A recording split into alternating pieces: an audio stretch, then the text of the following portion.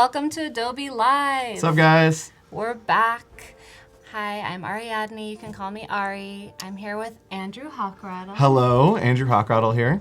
And welcome to Adobe. I'm excited. Welcome this is going to be a fun Francisco. day. Yeah, it's very cold here. Yeah, it's been freezing and rainy and terrible. I'm sorry. Yeah, it's all right. But we're in the studio, so we're sheltered. Yes. Hi, everyone who's joining. Let us know where you're from. Hey, Shauna. Hey, Heidi. Hi, Tim. Ash, Christina, Fedon. Good to see you. Oh, man, chat's active. Hi, Yeah. chat. Hello. Wendy loves your shirt. Oh, thank you. Can you explain what it means? This is actually what I wear when I fly, like every time. Like when I flew here, I wore this shirt, and Does everyone love it? Yeah, I like pop in my headphones, and it's kind of like I'm in the zone, don't talk to me. But then when I'm doing stuff, I like to wear it ironically. Yeah. Yeah. You're not really connected. Yeah, exactly. Yeah, part of a You're digital in your world. own world. Yep. Hello from Mexico, Nashville, hello. Czech Republic. Hello. Oh! Who's Ben? It's Chinese New Year today, right? Oh, Happy New Year. Happy New Year! Anyone that's watching from China. Hello. Ben says, hi, Dad. Is Oh. that someone you know? Hello. Yes, Ben Stafford. Hey, Ben Stafford. your son? Yeah, yes, Ben Stafford is my son. No, he's an incredible illustrator. And he's a huge inspiration for me. Really, really good friend. Great feedback. He's just an awesome guy. Awesome. Yeah. Great to have him in your family. Yes. From Italy, Miki. Germany, Christina's Oh, from Ukraine. Ukraine. Yeah, Heidi says Lunar New Year. Happy Lunar New Year to everybody. Yes. Eric. Brazil. Hello. Oh, man, I've always two wanted to people get from out to Brazil. Brazil. Italia. Nigeria. Chris loves your shirt too. Oh. Oh, they love our stickers. Poland. Yeah. I feel like this is a really good time. I love hosting at this time because a lot of the world is awake. Yes. When we host from later in the afternoon in California, most other people are sleeping. So I love seeing all the places in the world that you're from. And even though people from all over the world tune in at all times, a lot of the time they're like, it's 3 a.m. I'm Yep. falling asleep. So we have everyone alert and ready. And this stream this week is going to be graphic design. So Andrew's a graphic designer. He came over here from Riverside, California, and he's going to be telling us about his process. So I'm really excited to jump in. We still have so many people, though, telling us where they're from. I have to call them out. Lithuania. Texas. Sacramento. Hey, D. White. I'm from Sacramento. Yeah, Train Museum. And That's the thing. Please stay tuned today. So here we are with Andrew. And then the next stream is going to be at 11, Chutzpah with Amy and Jennifer. Oh my gosh, so fun. And then Christina Cox at 1 p.m. So please stay tuned. And this is going to be happening every day. So today, Wednesday, and Thursday. And what we're doing today is submitting your Photoshop Daily Challenge. We'll be reviewing those later on in the stream. And you can rewatch Kathleen's segment that she did earlier today. So we'll be doing that today and tomorrow. And then Thursday is portfolio reviews. So you'll be able to submit your portfolio, and Andrew and the next guests every segment will be reviewing them. So that's a great opportunity to put your portfolio out there and get some honest feedback. Yep. You're going to be honest. I'm right? here to be honest and Okay, to be as good. helpful as possible. Great. Cynthia, yes, this will be recorded. All of the live sessions are recorded and can be replayed. So anytime you need some inspiration or you want to see Andrew's friendly face smiling at you. I'll be there for you. Yep. I'll be there. I'll be yep, there exactly. for you. Yep. I like singing, by the way, so we might Oh, sing. I love singing too. Oh my gosh. Yes, Shauna was just saying that she wants to belt some show tunes. Yes, I'm a huge musical theater nerd. Yeah. We're going to be belting. Yes. Okay, so we've got everyone all over the world here, as we've established. So hi, everyone. Thanks for joining. Justin, Lee, Ty, great to see you. Shauna loves my mug. Yes, it's showing where we are. San Francisco. San Francisco. Thank you, Shauna. Miki wants your shirt. Okay, H&M. so now that we have everyone here, let us get into graphic design. Yeah. And telling us a little bit about what you do. I heard a little bit right before we started, but it's great to see just you getting in there and going through your process of dealing with brand design, Yep. clients, being freelance, all that stuff. So Yep. Yeah. Oh, yes. Somebody asked about my hat. My hat is transparent because it's green on the underside, which is It's proof. very We had some trippy. fun with this before we went on stream. So I work I'm a partner at a brand experience agency out in Riverside called Black Roses. A couple of my partners are in the chat, Justin, Maria. They're in there if you guys want to say hi to them. But we work on creating a full brand experience. Something that we try to specialize in is making people fall in love with hard to brand organizations. And so I like to do that. Hard to brand organizations. So I love the idea of using visual communication to not just make people like feel good. You know, we see a lot of graphics that are text over sunrise and it's like, oh, I want to feel happy. I want to make people feel good, right? They feel like the depth of emotion and kind of the gamut of these complex emotions and figure out how to communicate that visually. So today we're gonna walk through the creative brief that we'll be working on for the next 3 days. Today's gonna be a lot of process, a lot of talking through why we do things, how I make decisions, how I kind of get into Illustrator and start building out the system and brand identity that we're working on. But let's jump into this creative brief. What would happen for us at Black Roses, we would have a discovery meeting with the client and we would try to understand and learn as much as we possibly could about them. We'd sit down and ask like a million questions. We're like the crazy ex-girlfriend that's like, so like, what are you doing next Friday? Like what? Like we want to get in there and know everything about the organization. That's a great analogy. Yes, like borderline restraining order.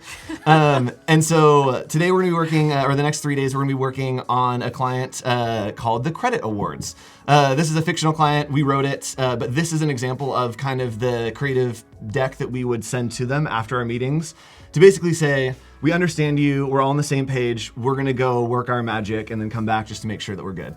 So let's walk through this real quick. Friends in chat, we are going to walk through this, so stick with us. I'll try to explain as we go. But the Credit Awards, so this is kind of the content that we've written. The Credit Awards is a night for recognition for those who are only seen as names on a screen. You won't find the A-list stars or the gold-draped tables. We're the X, Y, and Z list of Hollywood. The behind the scenes behind all those scenes. From best caterer to best boy, we're here to celebrate those shining behind the spotlight. What's a best boy?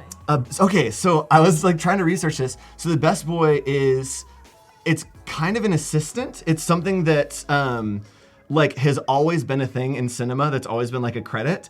And it's a person that is basically an assistant to the production. Oh. And it's just become like a thing in the credits that you sit there and funny. As they go by, you just see all these names. A best boy? Yeah, why not? Yeah. Oh yeah, definitely. Chat, have any of you worked on a movie set? Let us know while we're reading through this. Maybe you have some fun stories. Oh yeah. So I want to do something that was kind of award show film themed because the Oscars are coming up in a few weeks. Is this a real awards show? This is not a real award show. Okay. Yeah, this is not a real award show. We've come up with this content and kind of created this award show. It could be a real award show. Yeah. Hit us up, someone. If anyone runs award shows. Yes, let's celebrate the people who are in the credits. Cool. So going through this, we kind of have some history here, and it kind of just talks about how the Credit Awards are started, and it's really about trying to celebrate those people that are behind the scenes.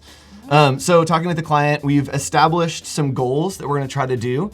We want to create a scalable system. This is something that right now they don't really have anything to identify themselves as the Credit Award. So we want to build a system that they can communicate and go through social, go onto t-shirts that can build out and really live in a bunch of different contexts. We want to honor the attendees, obviously, put those people at the forefront that are working behind the scenes. Establish a cohesive voice. We're going to talk about this a lot today, about the idea of establishing a voice. When working on a brand, it's really almost like creating a character. You want people, when they read an ad, to understand that it is that brand. So when you see a Nike ad, you don't think about it being like somebody who is sitting on a couch. When you read a billboard, you're like, man, this is somebody who's like running and they just got done with their workout and they're trying to motivate me. And so we're gonna try to establish that voice for the Credit Awards. We are going to craft an inviting experience. That goes a little bit more into the experience design zone that we'll probably work on day 3. And then we also are going to celebrate our Andrew Hochradel. No, celebrate our 18th year. There we go. So those are the goals we've established. And when we get into a project like this, I always try to establish a person. And this is different from a target demographic. This is, who is your business? Like if you had a experience with the credit awards and you were telling your friend about it, who would that be? And it helps us make decisions. It's very important when building a brand to make quick yes and no decisions. Do you think that helps the client to understand what you're going for? Yes. You personify it? Yep, yeah, and it really is kind of a call back to, as we're working on things, we can go back and say, you know what, Lenny wouldn't say it this way. Lenny would actually probably say it this other way. And it helps you make those decisions for the client. And especially if you're handing something off, it gives the client answers to questions they don't have yet. That it sets this context. So this is who we're gonna be working with to create this voice for the credit awards. This is our friend Lenny. Lenny is 31, she lives in Los Angeles, and she's learning to grow her way into the film industry. She's married, she has a cat, she loves her cat, it's like her kid, and she listens to podcasts and she finds a lot of new music on NPR. So we'll build out a complete profile of the brand down to where she goes on Friday nights, where she likes to eat dinner, that kind of stuff. And then we'll come up with this grid. And this grid is something that we'll come back to again and again and again with the client, because when we present, a lot of times it comes down to preference, right? We send something to the client and they're like, we don't really like it. We wish it was green. We wish it was something different. And this helps us dictate kind of to come back and say, yes, but these are the things that we've agreed on are the way that we communicate. So we always have what we are on this side, and then what we are not, just to make a clear distinction. So the credit awards are classic, but not dated. They're organic, but not grungy. Energetic, but not chaotic. They are relaxed, but not casual, and they are funny, but not flippant. And so that just helps kind of create these bounds that as we build out the system, it will give us information to kind of see where we can explore our borders. Everyone's loving this slide. Oh. Ash says, I want to take notes. Anel says, I love this slide. Hi, Sydney from Toronto. Hi, Rachel. Hi, everyone. And earlier, we had someone who said the best boy is the assistant to the electrical department, specifically. Okay, thank you. So we had that knowledge. Yes, that's great. So we'll go through and we'll establish this voice. And this, for me, is the most important part of the process. Yes, making it look pretty is great. Making stunning visuals is awesome. But if it doesn't work at its core, no matter how much you dress it up, it's still not going to work. Right? A bad idea with a great application is still a bad idea. But if you can have a great idea with a bad application, it's still a great idea at its core. And so we focus a lot on establishing that super core to brands. So then we get into visuals. And instead of pulling inspiration of kind of things the client might like, I like to pull in, these are some elements that we could be using. Oh, hey, Andrew. Or sorry, I literally read your comment. Hi, Mark. Sorry. I just read the words. Hey, Mark. Welcome to chat. And so we went through and picked out some elements that we'd like to incorporate in this voice that we feel like represents well. So one is old credit titles. I love this zone. I love old film. And I felt like it fit well with the credit awards. It's something that you would see before the credits roll. This kind of old zone of, the long stack of credits. Some other elements of incorporating texture. That's something that you'd see a lot of times in old cinema. Kind of, the texture from the TV or something that's old film. And then geometry. This is something that makes it feel structured, makes it feel strong, and I think helps contribute to the voice that we've kind of talked about and established. And so then here are the details. This is kind of just the stuff that we'll put in there just for our knowledge and their knowledge to make sure everyone's good. These are some of the deliverables that we're going to be working on over the next few days. And then we always include key messaging to say, hey, if you are going to be talking about this event, here's what you should say. It keeps everyone on the same page, and it keeps things, it's like, oh, that is how Lenny would say this. So yeah, that's our creative brief for this project for the credit awards. Joseph says you're the all-time Creative South dance-off champ. Oh yeah, I am. There is a video somewhere of, yes, so I get to work with this amazing conference called Creative South. It meets in Georgia every April. Tickets are on sale now. And it's an amazing conference. And every year they have a dance competition at the end. And one of my first years, I got invited on stage, and it ended up that there was some cheese whiz that ended up on my face. I was showered in water. It got completely out of control. And so yes, we've put that in the past, but like not fully in the past. Like we just tucked it away for a little while. But yes, I was cheese man for a while. Funny. That is true, Shauna. Yeah, they did call me cheese. Okay, so everyone's loving this. Chris says old school Hollywood is so cool. Yes. It is. Yes, yeah. I grew up not watching a lot of like modern movies and stuff. So when I was in elementary school, I had to read the equal amount that I watched TV. And so I got like little like read tokens, and I knew that Andy Griffith's show was always on at noon, and there's always 2 episodes. And so I was like, okay, I need to read an hour a day so I can watch Andy Griffith's show. And so instead of Power Rangers and stuff, I grew up on Andy Griffith's show, Twilight Zone. My mom had me watching like Soylent Green and like The Maltese Falcon and like all these super old movies, Day That Earth Stood Still.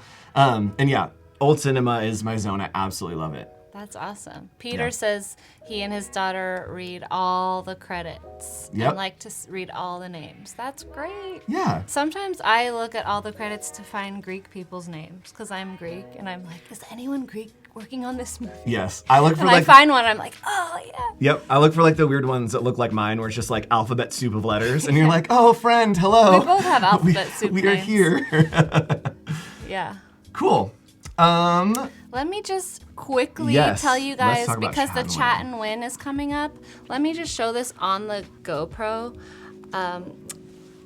But for now, I'll show you here. This is the prize. It's a Moon notebook, and it's a hardcover. And it comes in different colors. And once you take off the cover, ooh. Oh yeah, here, look, I'll do the ASMR to this. This is what the cover sounds like. There it is. There it is. I'm giving you everything, guys.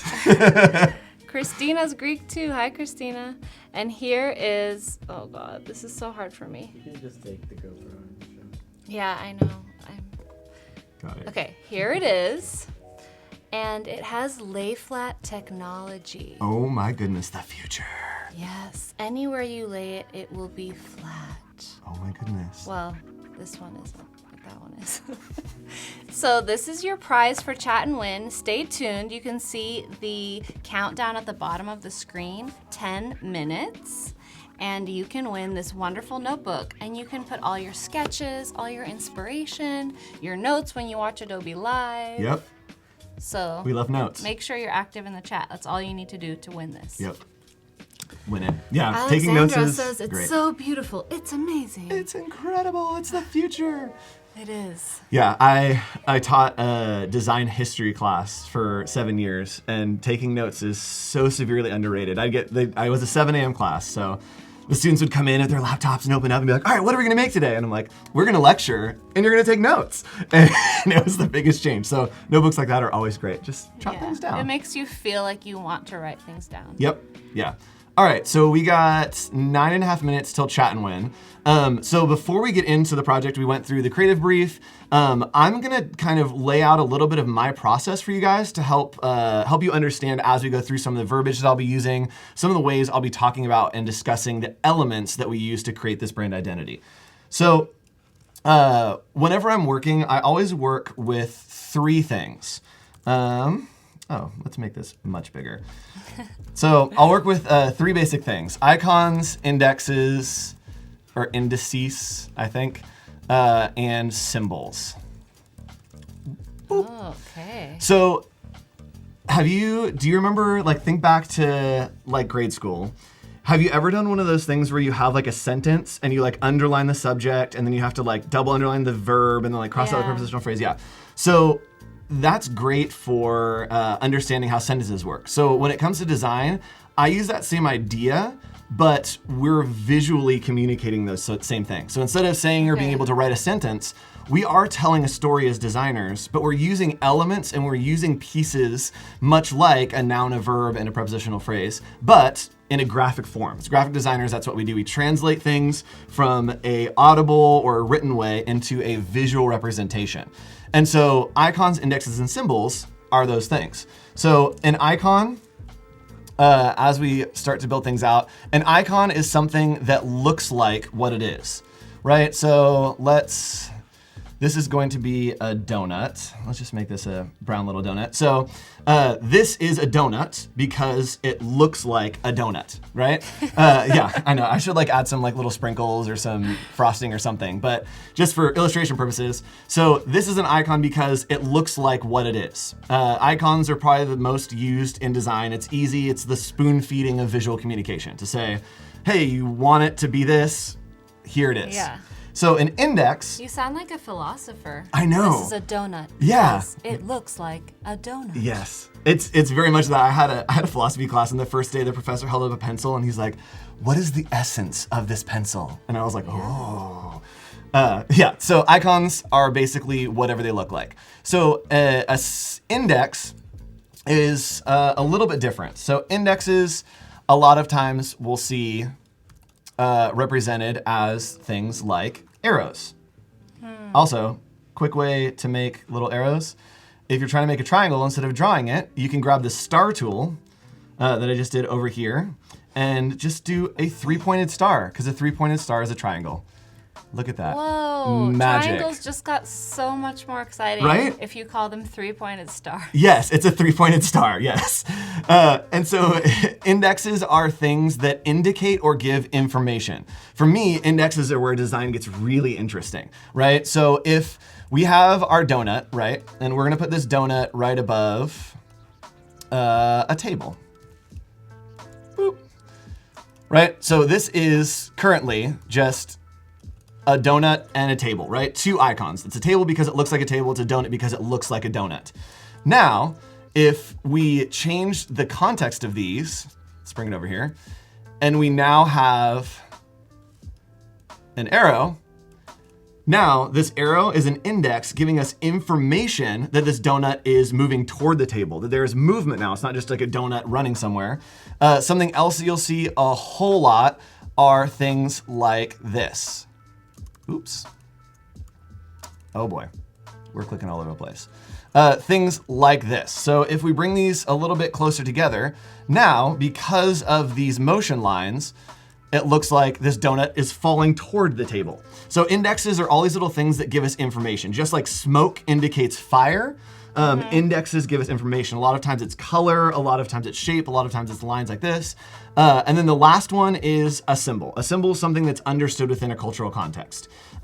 Things like a stop sign or a letter or a number or the addition symbol, right? That this literally means nothing. Like this is just a shape. But we know within a cultural context that it means if there's a number on either side, we put them together. Yeah. It's just understood. So we'll be using these 3 things in combinations to construct these visual sentences, right? So if we look at this example here, right, we know that the donut is falling toward the table. So we have the table and the donut, which are nouns. The icons usually serve as nouns. And then indexes are usually action verbs, right? So it is falling because of these indexes that are telling us that there's an action going through. Yes, I love that we're talking about donuts in chat. That's making me very happy. You distracted everyone. I know, I like the raspberry-filled ones. Well, stay in the chat, everyone, because it's 4 minutes 4 until minutes. Chat and Win, when you can win this Moo hardcover notebook. Oh my goodness. Hi, everyone who's joined, because a lot of people just joined. That's true. I noticed, and they're Hello. still telling us where they're from. I saw Morocco. Yes. I saw a lot of different places. So Yep. keep telling us where you're from. We love to hear that, and we love to welcome you.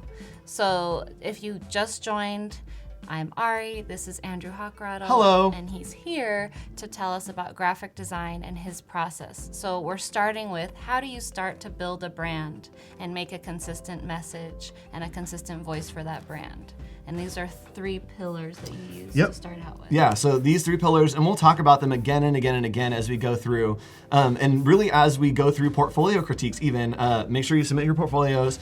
As we look through portfolio critiques, there will be some that is, hey, I like this, I don't like this, but I try to talk outside of preference and talk about why it works or if it's visually communicating what you want it to.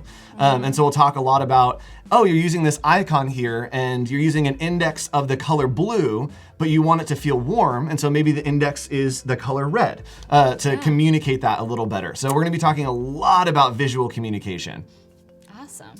Hi from Switzerland. Hi from Belfast, from Utah, Brazil, Miami. Oh, Switzerland, hello. Oh, I have a Wayne. great joke that's really terrible about Switzerland. So what's the best part about Switzerland? I don't know. What is it? You know, I'm not quite sure, but the flag's a big plus. Oh, that's one of my favorite jokes. And your Oh, and it's here. here. Yes. Oh, here, Switzerland friends. That's so fun. We're here for you. Hello. Yes. It's great. Yeah, and you'll see a lot of this kind of language actually happening on flags as well. If you look at flags, right, that there's a lot of indexes, there's a lot of symbols, there's a lot of icons. Even on the American flag, you'll see there's icons for stars, but then the indexes of where those stars are, their arrangement, tell us that they represent the states, then they become a symbol for the states. And so it really becomes a way to break down how we talk and how we communicate audibly or written through a visual means. Awesome. Yeah, so we're gonna be doing a lot of this today, and we're gonna be spending, right after chatting, when we're gonna be spending a lot of time looking through type. And we'll talk a little bit about how indexes and symbols communicate to type to help us establish a voice for this brand that we're gonna be building out. Let's actually hop on over there into Adobe Fonts. Oh. Come with me and you'll see. Yeah. World of true imagination. That's it. We're gonna sing enough to get a copyright strike on this video. That's just, oh gosh. Fonts. I know. I need like my cane and like my top hat, which I actually have in my car. I just keep them in my car. Yeah, my it's complicated. So yes. here we are on the home. Yeah, so here we are on the homepage. So Adobe Fonts is really great to kind of start to whittle down what your voice is. And whenever I come in to start picking a typeface, this is usually where I start. It's the first place. It helps establish the voice, the nuances of the characters and indexes and symbols of the characters help to inform the voice. And again, just to remind everyone before you go into Chat and Win, this is the voice that we're trying to find. We're trying to find, what does Lenny look like? What is Lenny's handwriting almost? And yes, it's gonna be something that's computer generated, but what would be the signature way that Lenny would communicate whatever this is? Yeah. I saw a question from Sig if you can use Adobe fonts in a commercial product, and the answer is yes. Yes, you can. You can use them for a logo if you're designing, billboards, movie credits, anything that you want to use them for. So don't worry about that. And you can have as many as you want. Yeah, so we have unlimited amount of activations of fonts. There's so you can no activate any fonts you want. You can use them in any amount of websites you want if you're using them on the web. And it's a great way to experiment. Yep. Okay, Chat and Win is coming. Chat and Win. 3, 2, 1. Get active in the chat so you can win this notebook. Yep. Just type a message, anything you want in chat. Say hi to my mom. I think she's watching. Hi, Mom. Okay, let's go. Yes. Hop in.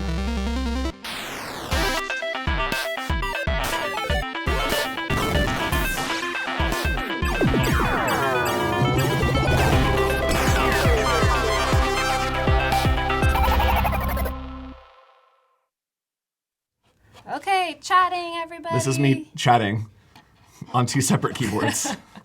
Hopefully you have 2 keyboards so that you can have more chances of winning. Double sign in, like super chat. Oh my goodness, look at the chat. They're going crazy. Hey, all donuts. Lots of donut talk. Oh, hi, Mom. Hi, Mom. Oh, everyone's saying hi to my mom. Oh. Carrie, Sarah, Drew, Wendy, Colleen, Boyana. Oh my goodness. Everybody's in it. This is so Emily. intense.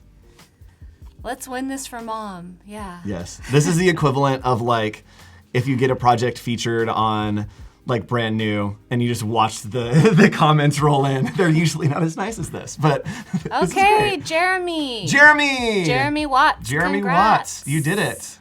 So you win this notebook, and we hope that you fill it with wonderful things. So many things. Yes. Congrats. And All thanks right. everyone for participating. We love to see your names in the chat. You did it. Chat and Win.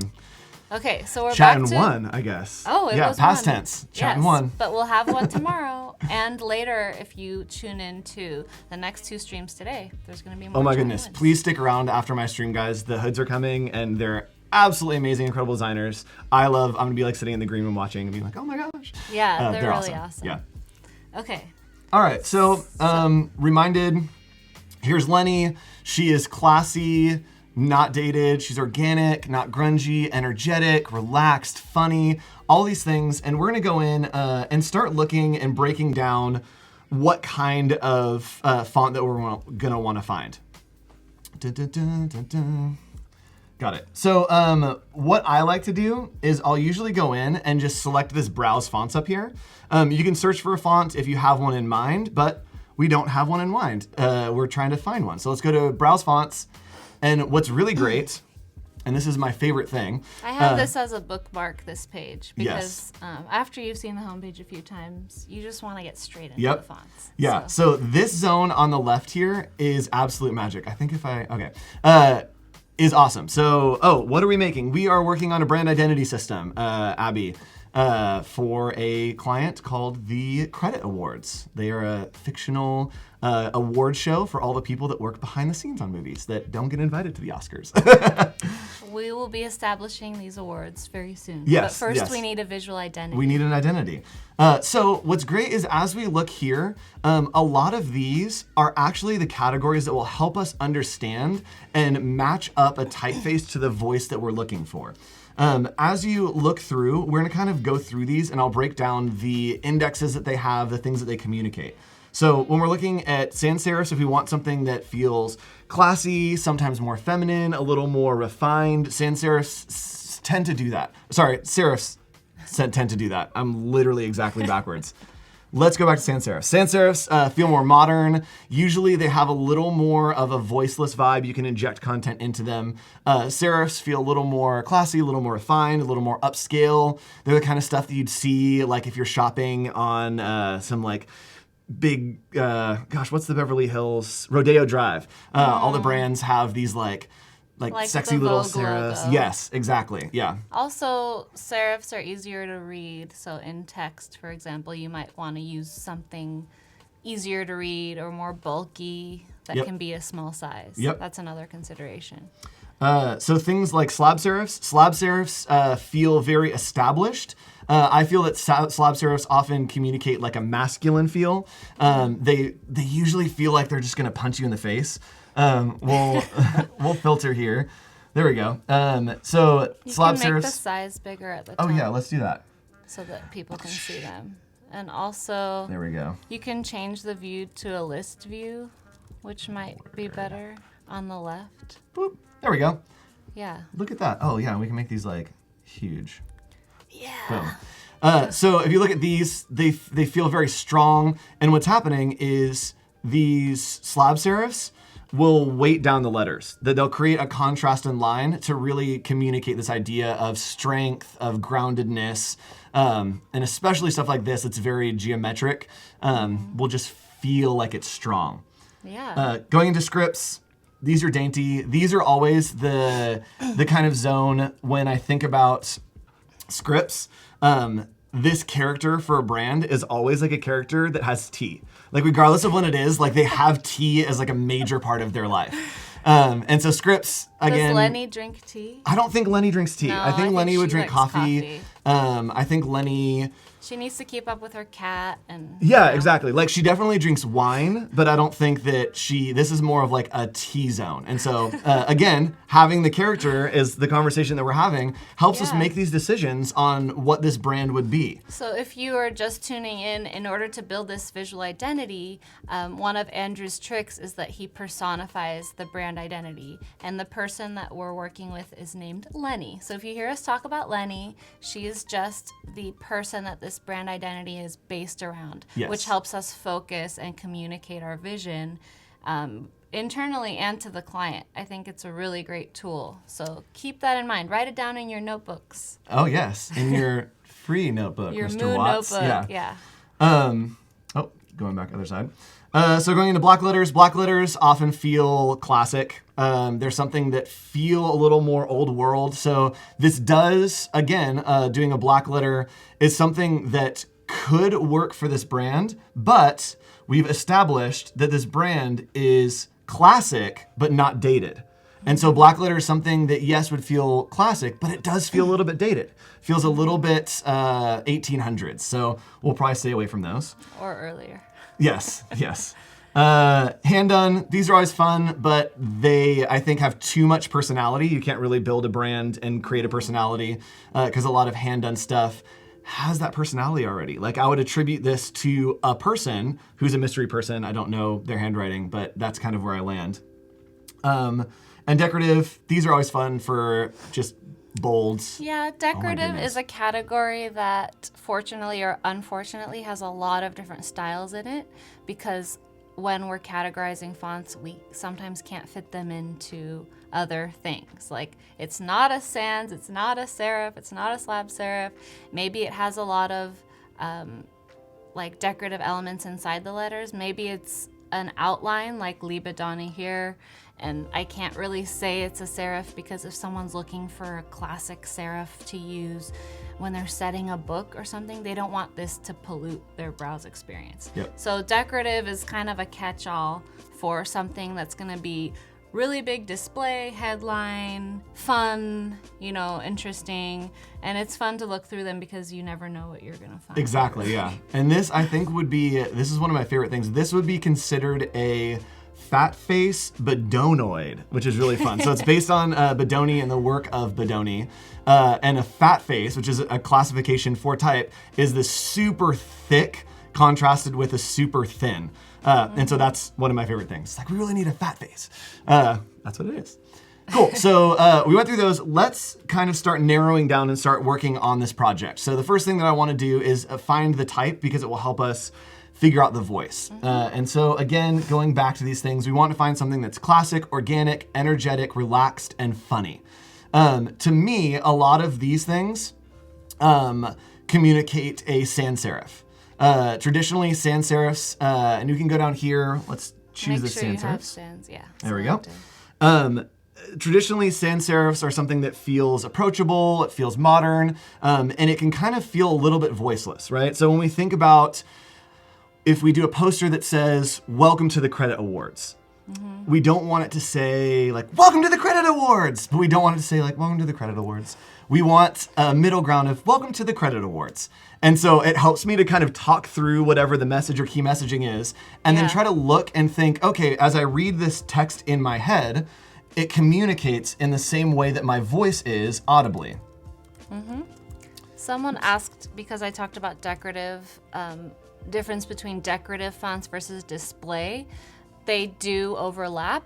You want to use decorative fonts for display purposes, but decorative means that there might be some element on the letter that might lend it some like more ornamental quality, or might show that it was created out of some other material. So it's just a little more embellished. And display is a category that can be used very widely. Any font can be a display font if it works at large sizes and if it's not meant for text. Yep. So it's a really wide category. Yep. So a lot of times in brand identities, and I think it fits in this brand identity, is I like to work in all caps. I know that that's something that is controversial. It's like, you're screaming at me. But there was a great designer, I might quote his name wrong, I think his name was Alfred Roller. He was a designer in the mid-1900s, and he would design typefaces but only do uppercase. And the reason he would only do uppercase is he thought it was absurd that we had symbols in the Latin alphabet that represented the same thing but were two different symbols, right? So think about if you're driving, you know when you see a stop sign that you're supposed to stop. What if there was another sign that looked completely different that also meant to stop? And so I think that was like an interesting philosophy. And so I think it fits this brand to be in all caps, that it feels strong, kind of exciting. And what's great is down here, these are all indexes to type, right? When we talked about indexes, they give information. And so we can kind of sort through these. An index of having a very thick weight would mean that it would feel masculine, it would feel strong, it would feel grounded. And let's explore those. And are you thinking about the surface where these signs will be displayed Yes, as well? yeah, so we're thinking about... If it's gonna be really high up and far away, it needs to be bolder to Yep. be able to be seen. Yeah, we want something that's kind of big and bold. My arm just disappeared.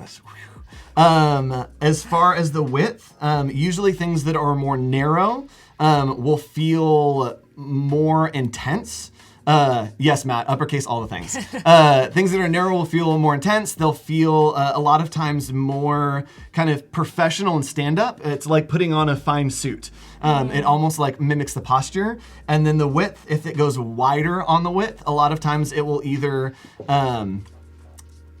feel drawn out, it will feel classy. A lot of times, so instead of, it's the difference between saying, let's go down the street to this restaurant called Buca de Beppo's, right? Or let's go down the street to this restaurant called Buca de Beppo's, right? It's this full translation of how you would say that based on the type. So these longer, wider types, right, are read a little bit longer. They feel a little more elegant, like you want to take your time.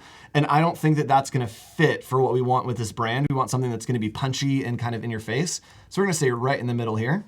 Timothy says, I was once told by a non-design person to stop yelling at her with all caps. And so I think this is part of the zone. I think this is the zone we want. So we want a sans serif because it's going to communicate professional. It's going to be approachable. It's going to be something that can kind of figure out and really encompass the brand voice. And then the weight, we want something that's heftier to have a little bit of oomph behind it for the credit awards. And then the width, we want something right in the middle. And I actually really like what this is communicating. So Dunbar, let's take a look at Dunbar. Yeah, Dunbar by CJ Dunn. It's also a variable font, which we don't offer on Adobe Fonts at this time. But that's why it has like so many styles, which if you see the ascenders, if you make it bigger at the top. Oh yeah, let's do that. You can see that there's different heights of ascenders for the lowercase. Ooh. Like they get that look at the B and then look at the B below and how it changes. And it's the same design, That's very nice. but he's made it so that you can elongate and then, change the ascender and descender height. And this is great because working with a typeface, especially for a brand voice, that is like this. Yes, elongated Ryan Ford. Stretchy letters. I think last year, and it's bleeding over to this year, was like the year of stretchy letters, and it made my heart so happy. But picking something like this that has all these weights will make it nice for us to be able to communicate different things, right? That maybe using this weight here in the tall ultra, if we have something that's really punchy, that's like our brand's positioning that says like, welcome to the Z list, right? Mm-hmm. That's something that we don't want to say like, welcome to the Z list. We want it to be punchy and edgy and kind of little bit like ruckus. We're reclaiming the Z list. We want to be proud and yell. Exactly. Yeah, and so something like this, but then if we have in the same vein, right, that we want to communicate, hey guys, please take your seats, or you'll be seated at table 12. We would use something like this. It feels a little more approachable. It's not as aggressive. It's not as weighty. And so having variations like this is really great in a brand identity. And especially as we build out a system, I love working with type like this because you can really explore almost the fullness of the personality, right? Mm-hmm. That your friends, you catch them on a bad day or you have a different conversation. We'll be using probably all of these weights as we build out this brand identity and kind of slamming them together and creating these interesting arrangements with this type. So let's go ahead, different weights. You mean a font that ears more and more donut? Oh, yes.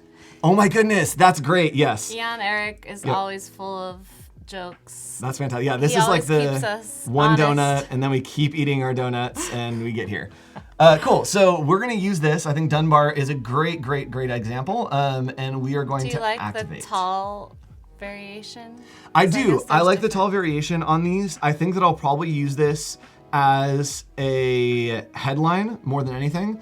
And so let's actually put this into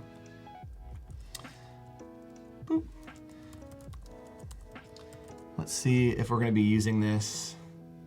Yeah, I think something like this communicates very well. It feels established, it feels refined, it feels a little bit classic, but it doesn't feel dated. It feels approachable, it feels strong. I think that this is communicating all the things that we would want in the typeface for this voice. And so we just hit activate up here, and what's incredible is in our little Creative Cloud, it is now synced magically into Illustrator. So let's just go in here and we're gonna open up our type panel by using Command T. And we are, actually, you know what? Let's show this off. What's great and makes me so happy, I think this is a newer feature, right? Yeah, it's new from 2018. Yep, you can filter all those things that we looked at of coming up with the voice and figuring out like who is this brand. You can do it all right here as well. You can look at fonts that are just synced from Adobe Fonts, or we can go through and look at classification. So we know Dunbar is something that is a sans serif. We wanted something thick, and we wanted something that stood up. And so we can come over here, and here's a bunch of different fonts, but I'm sure Dunbar's in here. There he is, Dunbar. Someone asked if it's free. Dunbar is included in Adobe Fonts and included in your Creative Cloud subscription. Yes. So you can activate all the fonts at no additional cost. All of the fonts. Activate every font you possibly could. Okay, so this is not the same. It has the high ascenders, so make sure you... So, oh yeah, that's there's right. A lot Dunbar of, there's a lot of types of Dunbar. Yes. Tall. We're actually going to be using this in all caps, and so it's nice. Is you can just turn on all caps here. It's better than hitting caps lock. I can't imagine the amount of times that I've gone like into Slack, and I'm like, yeah, I'll have it for you in a second. And I'm like, sorry, I had caps lock on because I was typing in caps. Yeah. And so you can go in here, turn on caps, and I think these letters just feel right for the credit awards. Yeah. And so something that I like to do right away when I found a typeface is type out one of our key messages to make sure that it's communicating the way that we want. And so let's do the join the Z list. There's a question from Joseph. Yes. How many variations of something, of a typeface, do you normally try out? How many might you show a client? Yeah, so on this project, full disclosure, I've been working on it for about a week, kind of going through and figuring out what we're gonna do so just the stream can keep moving. Usually this takes the longest amount of time. This is something that I'll usually pick out 4 or 5. It'll probably take a little less than a day. And that's finding the fonts, typing out this kind of stuff, figuring out the key messaging, making sure it communicates well. And usually when I'm presenting to the client, I won't present, here are all the options for your typeface. Usually we'll have this initial meeting, and if we can all agree on this deck and on this kind of scope doc for what we're gonna be heading in, what the voice is, this is the initial conversation that allows us to come in at the end and almost say, here is the solution to your problem. Building out a brand identity system isn't necessarily about client preference, it's about solving a problem. That's really useful to hear because I think that we all, as designers in the beginning of our career, want to please the client and show them all the options to make sure we know they like what we're doing. But it turns out that usually the client doesn't really know what they want, and their preference is not based on knowledge of like the cohesive voice or what specific typefaces mean. It's just like, oh, make this more green, like you said earlier, just because I feel like it.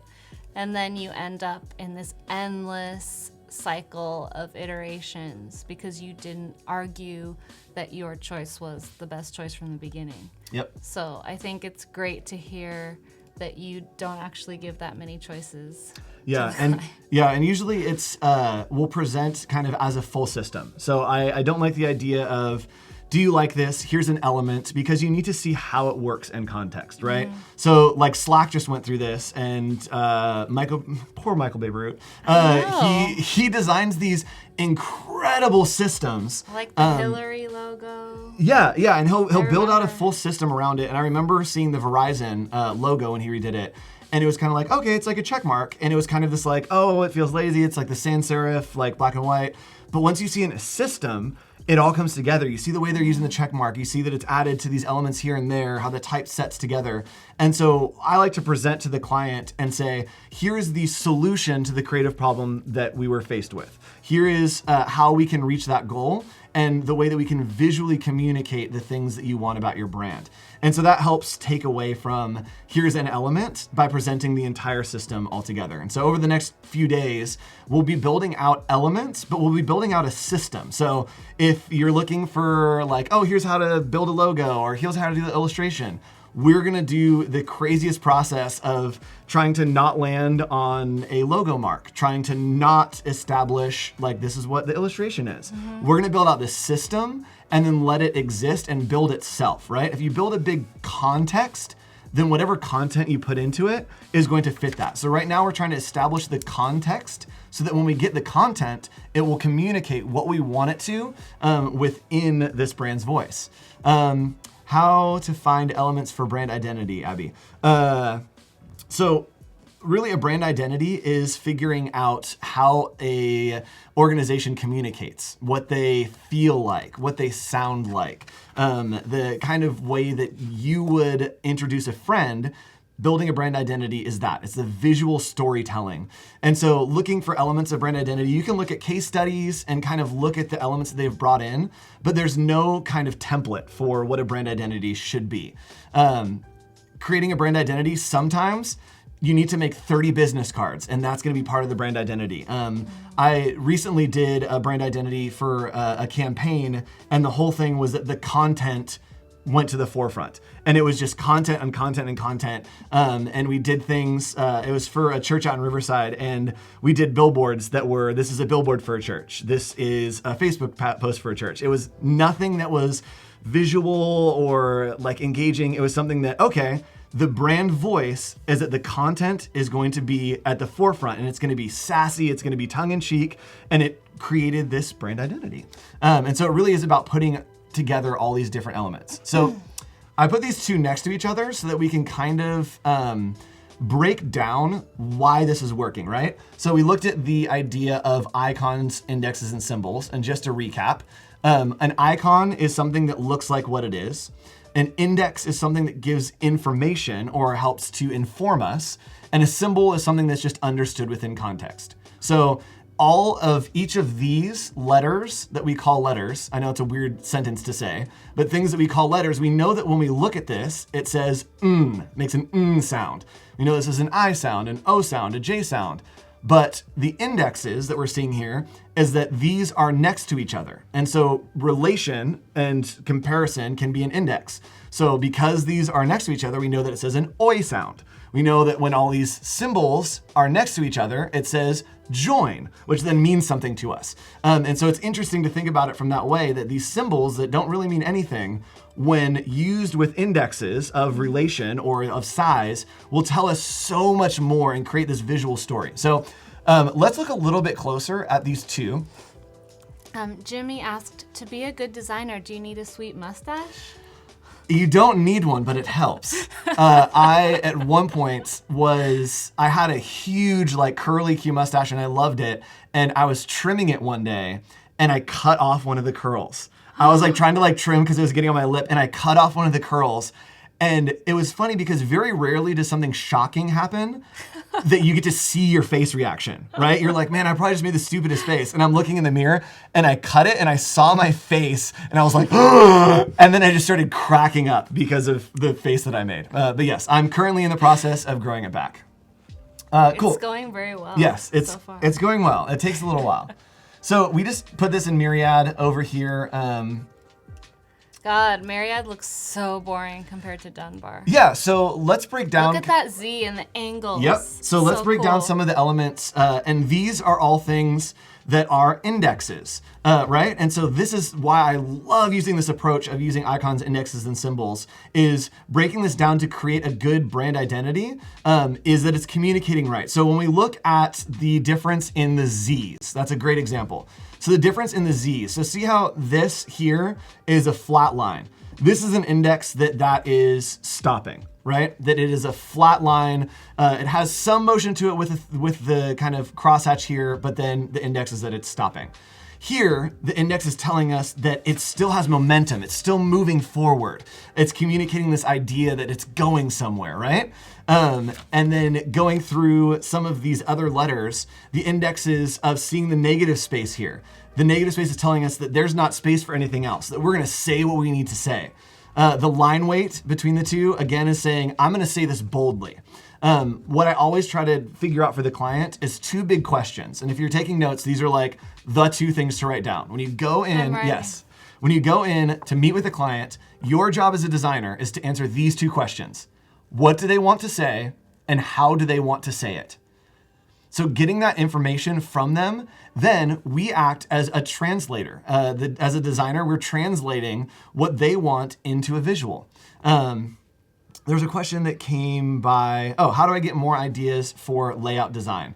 Look at everything. That's the answer, is just look at everything.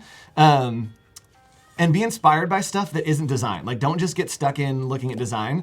Like, go to a museum and look at an exhibit, and you'll be like, man, the way that they like laid this room out is really interesting. I wonder if I can translate that into a design.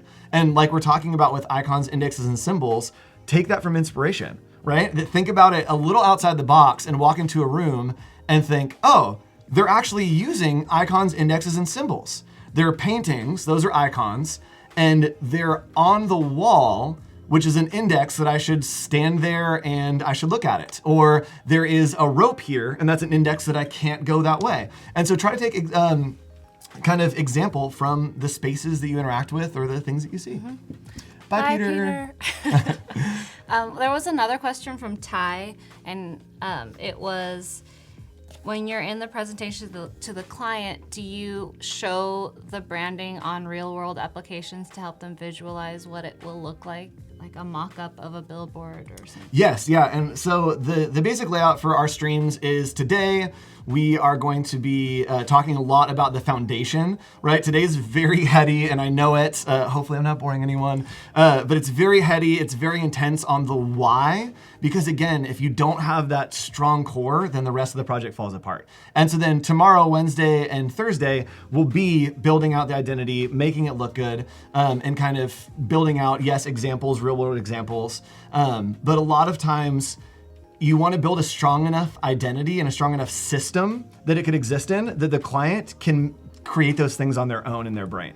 You say, this is the voice, this is how you communicate, this is such a strong visual of a translation of how you communicate that I could show you a restroom sign, but because of the way we've built this, you should understand what a restaurant sign would look like in this. And so those are the really strong brands. And if you get a good voice down, you should every answer should be like, oh, of course it is, right? There should never be a question of, okay, like we have this brand identity and it's built out and we have the voice.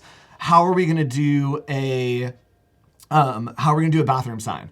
It should literally be, oh, because of the system that's set up and the way that we communicate, the bathroom sign should look like this. Of course it should. Hey, Evan. More question. Do you read design books for inspiration? I don't, honestly. I'm not a big book reader. So a lot of my inspiration will come from things outside of design. I love musical theater. I'm a huge musical theater nerd. And I translate that to when we're creating these characters. If you're just joining us, we've created a character for this project that we're working on. Creating these characters, to me, translates to musical theater. I have a musical theater background, and creating a character is something that I do to help me translate into design. A good character is someone that reacts in a situation exactly how you'd expect them to, right? And you want that for your brand. You want to know what's going to happen and how that brand functions. And so great example is like SpongeBob. You put SpongeBob in any situation and you know exactly how he's going to respond, right? So we want to create a character and a voice for this brand. And just to say, because the challenge submission deadline is under half an hour. Yes. So today we're doing the Photoshop Daily Challenge, and you can submit any time in the next 29 minutes for Andrew and I to review your challenge submission. So if you're on Behance Live and you're in the chat, you can look up at the challenge tab, and you can look at also Kathleen's stream that she did earlier today. She did this also. It's a winter-inspired project that uses blend modes. So make sure you check that out. If you don't have time to submit in our stream, you can submit it to the next stream. So Amy and Jen can look at it later. Do it. Hi, Adelson. Hello, Hi, everyone. Joe. Hey, guys. I love that new people are joining at all times. Welcome. So we've established, so if you're just joining us, we're working on a branding project for Credit Awards. It's a fictional awards ceremony for people that don't get invited to the Oscars, people like the Grips, for the lighting designers, that kind of stuff. And so we found our voice. We found our main voice. This is how we're going to communicate our big, bold headlines. And we're using Dunbar from Adobe Fonts. So the next thing that I want to do is I always try to pair something else with the main headline font. That if this is the way we're communicating, what does it look like to have a side conversation in this brand? What does it look like if we need like a subhead kind of thing? And so let's go back to Adobe Fonts, and we're going to find one more. Hi, Chelsea. We're creating a visual identity for a fictional award ceremony, and it's called the Credit Awards. Yep. So looking at this voice, right, this fits a lot of the elements that we talked about. It's classic, it feels organic, the way that it moves, especially with, like we said, this Z. We're just gonna zoom in because it's gorgeous. This here is the index that for me sells it on the idea of, oh, this fits the voice because it is organic. It feels, oh my goodness, and I didn't even see. All right, we're just gonna, like this is gonna take over my whole screen. This is gorgeous. This is so much personality. Okay, cool. So I get distracted by letters sometimes. It's relaxed, right? It feels approachable, and it feels like it could be funny. Like we get a little bit sassy here on doing this credit is due, right? That it feels sassy, but in the way that it's written in this typeface, it feels like it's a little tongue-in-cheek. Cool, so what I wanna do is I wanna create something that's kind of the side conversation that still fits these. I think that we are missing a little bit of the classicness and a little bit of the funniness. This feels it doesn't feel funny or classic in its entirety, but I think it has elements of that. So let's find something that that has a little bit more of that. And for something that's classic, I'm actually gonna go and look into some serifs. I'm gonna change this to be in camel case, which camel case is something that there's the capital letter at every word. It's one of my favorites. And so we're gonna change this to camel case and look at something in a serif because we want it to be a little bit more refined, a little bit more classic. Something like Caslon, but I don't know if we want to go there. I want something with a little bit more personality. Well, you can start with the contrast amount. So, the O. Oh, there we go. Yeah.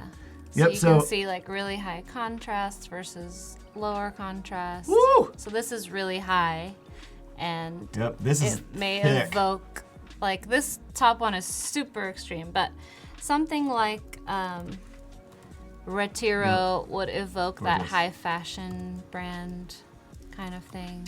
Yep, and so something like Ivy Journal, this feels close, but not quite what I want. I want it to have a little bit more sass to it, a little bit more unexpectedness.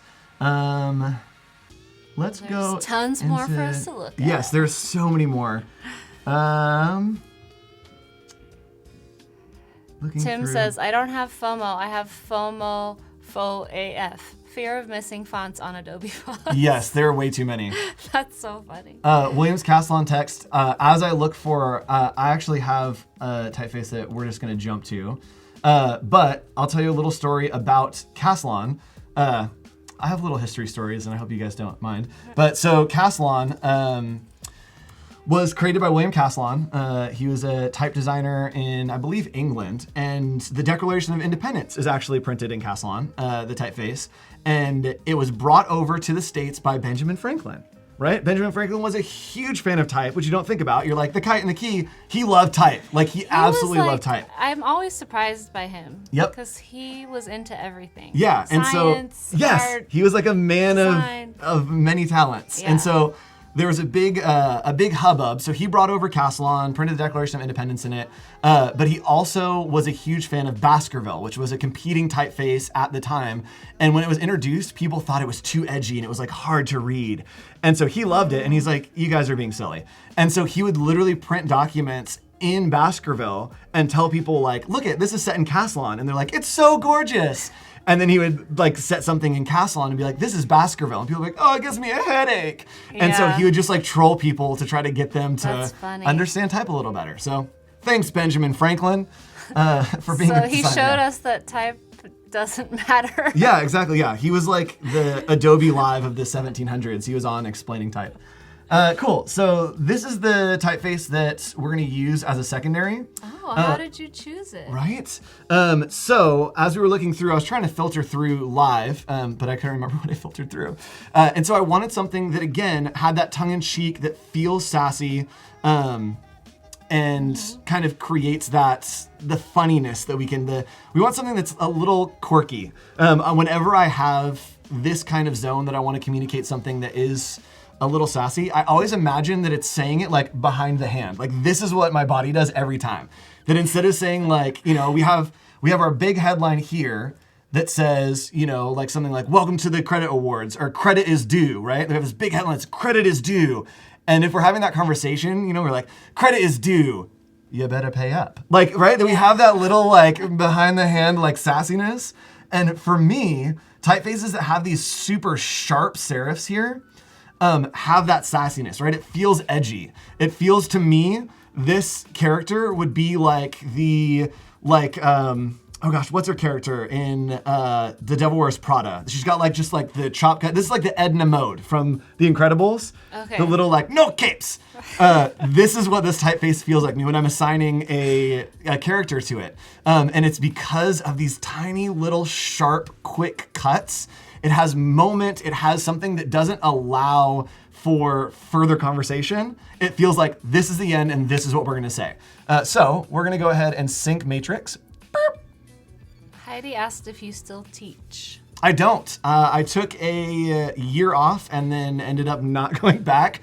So last year was my first year not teaching. I taught for 7 years, design history and photography history, which is great. If you don't know, literally everything that anyone does, anything that I'm gonna do today, tracks back to something that's already happened in history. All of design is a remix. Nothing is new. Nothing is like groundbreaking and something that is being reinvented. It's all stuff that's happened before that's just being redone and reinterpreted.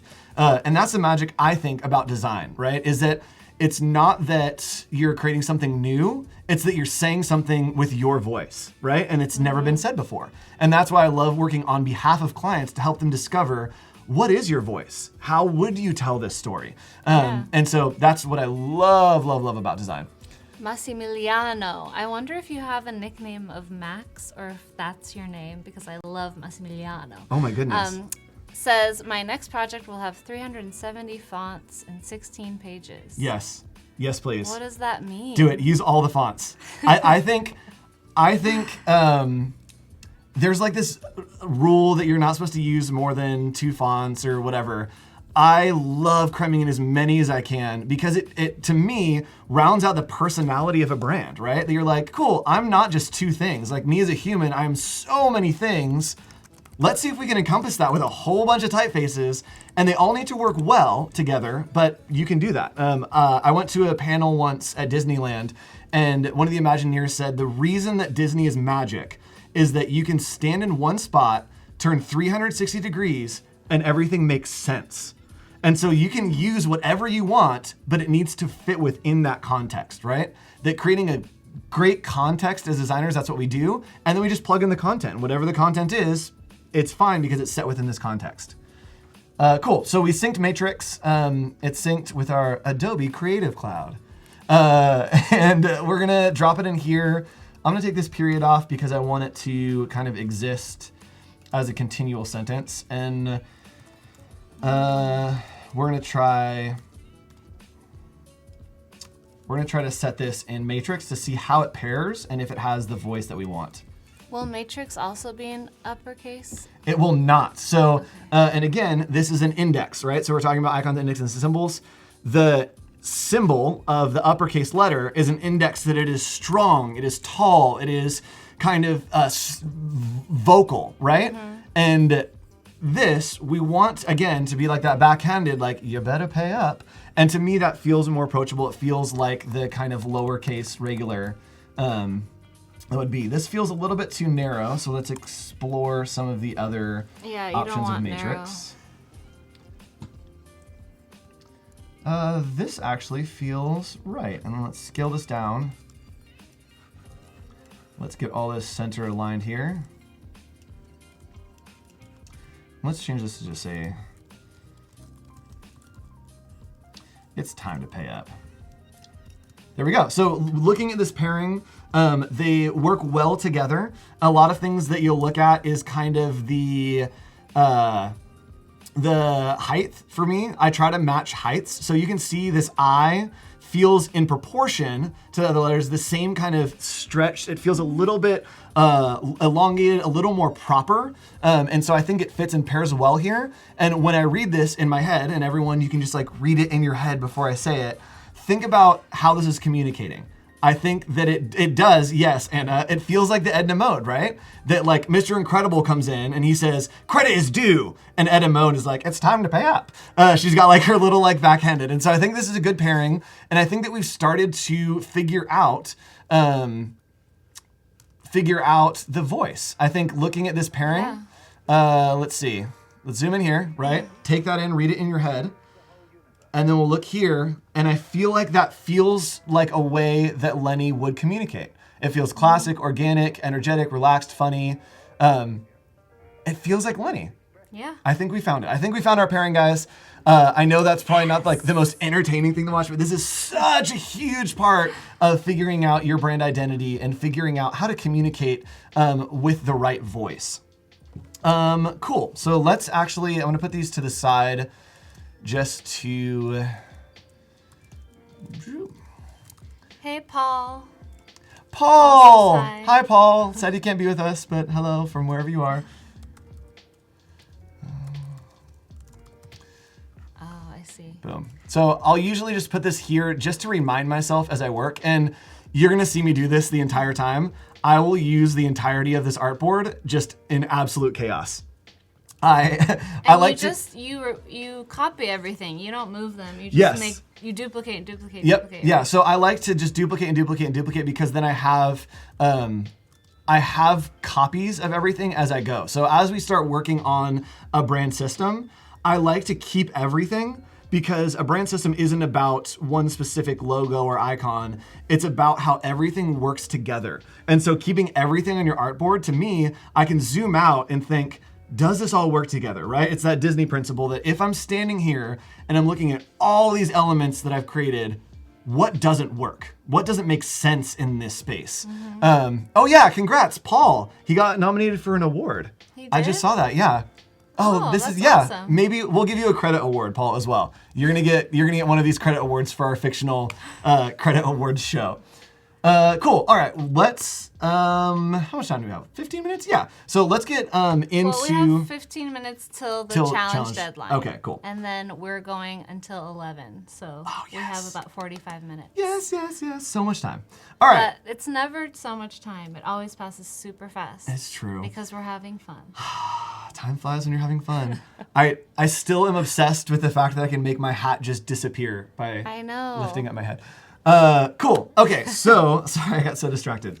Now is the time that we're going to transition into cluttered artboard means a cluttered mind, but that's much better than empty. Yes, that's so true. Aww. Yes, dump everything out there. Yeah, get all the ideas out there. There's no such thing as a bad idea. It's just a step, right? That sometimes it's not the trophy, Amanda. It's a step to get there. Andrew should be a college teacher. I was for a little while. 7 years. Now he's a live teacher. Now I'm a live teacher on Adobe Live. All right, cool. So we're gonna jump into, we've kind of established kind of the core of where we are, right? We figured out our type, we figured out our voice, we've figured out that we're going to be using icons, indexes, and symbols to build out this system to communicate what we want. We figured out what the client wants to say, and we figured out how they want to say it.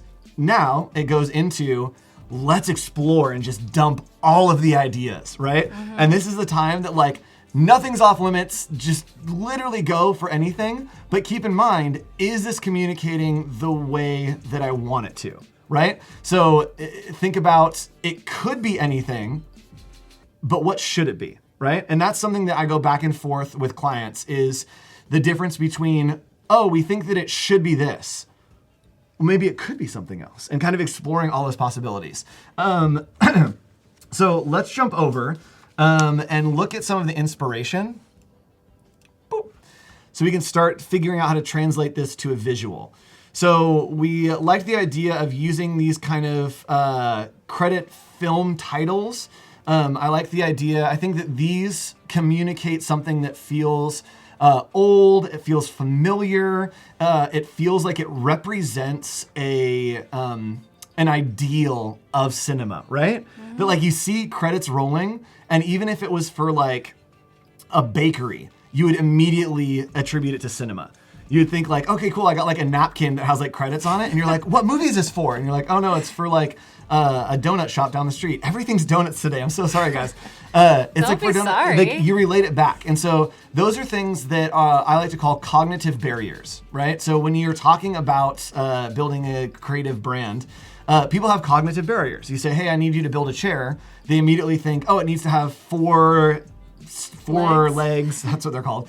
4 legs and a back, right? And you're like, well, what if it was something else? And so we're trying to identify what the cognitive barriers are and then figure out how to twist them and how to bend them and reinvent them into the way that this brand would talk. So I think using this kind of zone is going to be a good thing for us as we start exploring, especially highlighting this idea of the credits. The idea is we're trying to show these people that just exist as basically symbols on a screen and attribute them to actual people.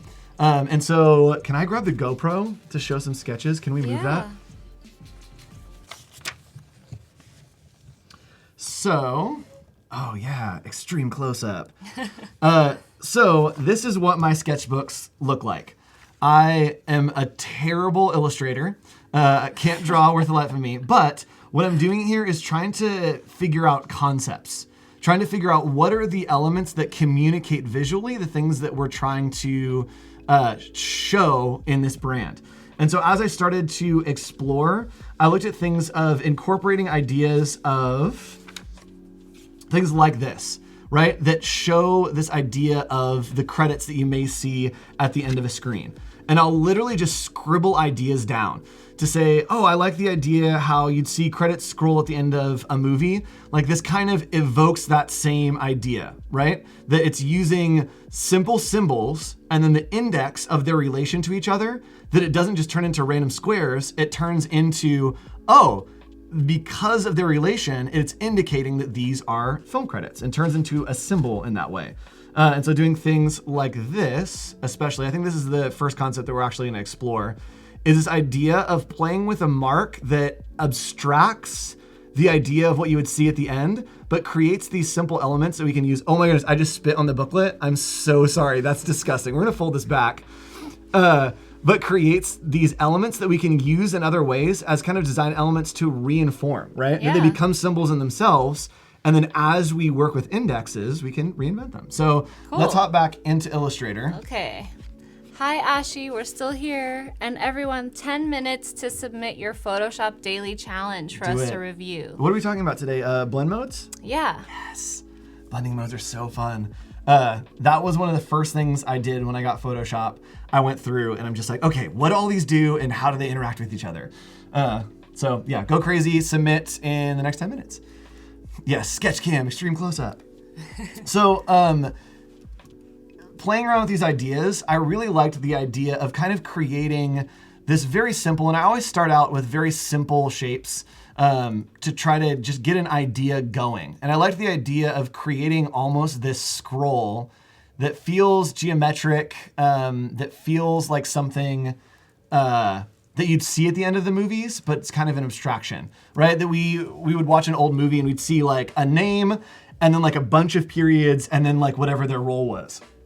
And so I like the idea of playing around with kind of the forms to reinvent them. And again, we're just using very simple symbols here, right? That these don't really, I'm gonna move this because the auto guides are grabbing things. It's not really communicating anything on its own, right? So if we just had one of these rectangles, it's a rectangle, right? It's just an icon that looks like a rectangle because it's a rectangle. But as we start to add things like circles and these elements, because of their relation to each other, they're working as indexes, right? An index is something that gives information that informs, right? So let's imagine that we see smoke off in the distance. We know that there's a fire, right? We see something's red, we know that's gonna be hot. And so because these are next to each other, the way that we arrange them using that index starts to inform us that, this feels familiar. It feels like something that I've seen before. And that's what you want in a good kind of established brand identity, is you want it to be easily understandable. You want the story to come across visually very easy. So we're just gonna play some more with this idea of them kind of stacking into this shape of what a credit would be. And then let's just drop this type down here just to have it. Caroline says keyboard shortcuts on point. Oh, yes, sorry. I'll try to like highlight tools as I use them. If you are just learning design, like yes, go in and just try to break everything to figure out what it does, but use the keyboard shortcuts. It makes your process so much faster. And I feel like I like play the keyboard like a piano. It helps take away for me. That's a new from the level creative of creativity. Yes. It helps with the process because really I'm telling a story in my brain as I create this, as I work on stuff. I'm telling a story and I don't want things to get in the way of that. I want to be able to tell the story and not have to stop and be like, okay, so the next thing I need to do is say a sentence. Okay, so the next sentence in the story, right? I want it to flow out of my brain. So getting very proficient in the programs helps you just translate easier. Yeah, Sig, you need a chart. Sometimes I've seen people that just look up all the shortcuts and print them out and have them, because you need that muscle memory. So until you remember all of them, just having a printout and being like, okay, option means this. And, you know, it's a good way. Yeah, so yes, super light mode. I definitely rock super light mode.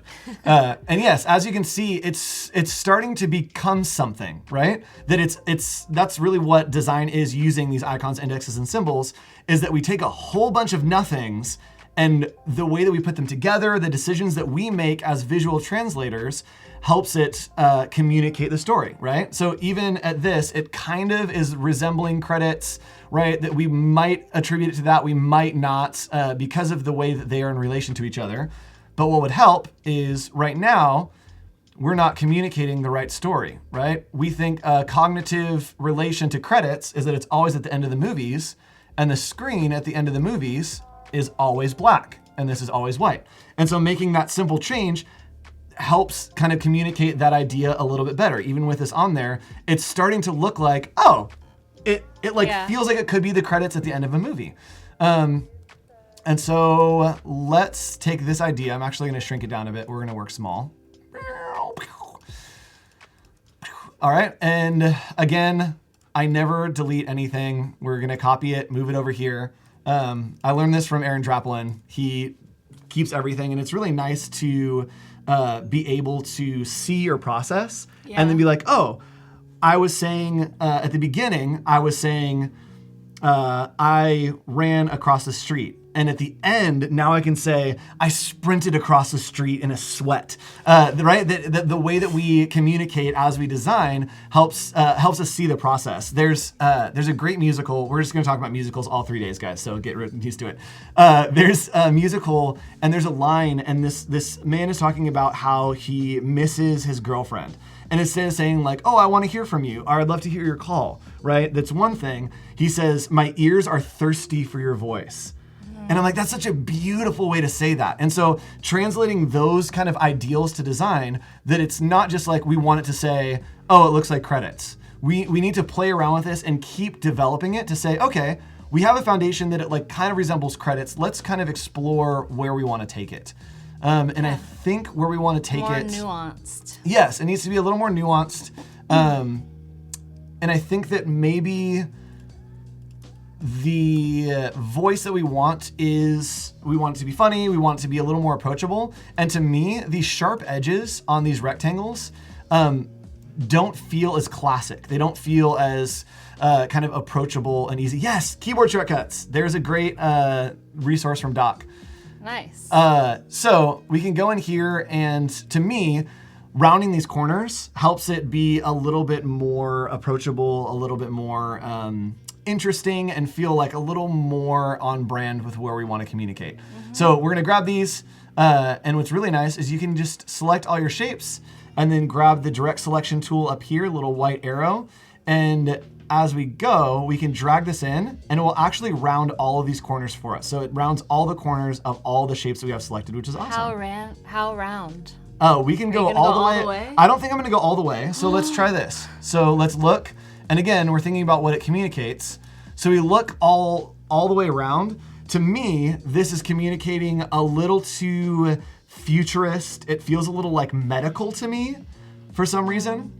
It feels like they are now like pills instead of being like placeholder kind of zones.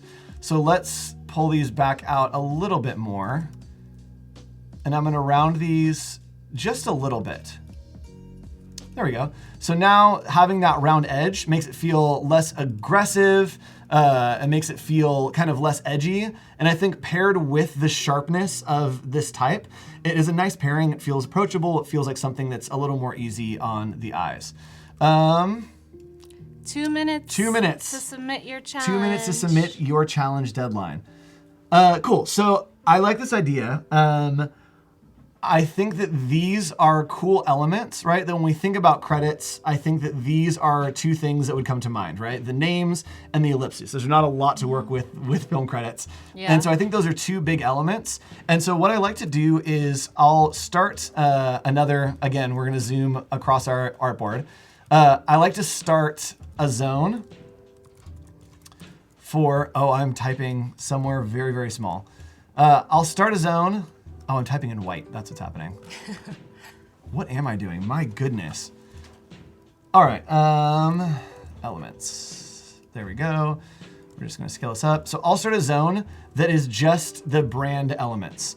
And this helps inform me how I'm going to be working on. Does anyone else see this artboard besides you?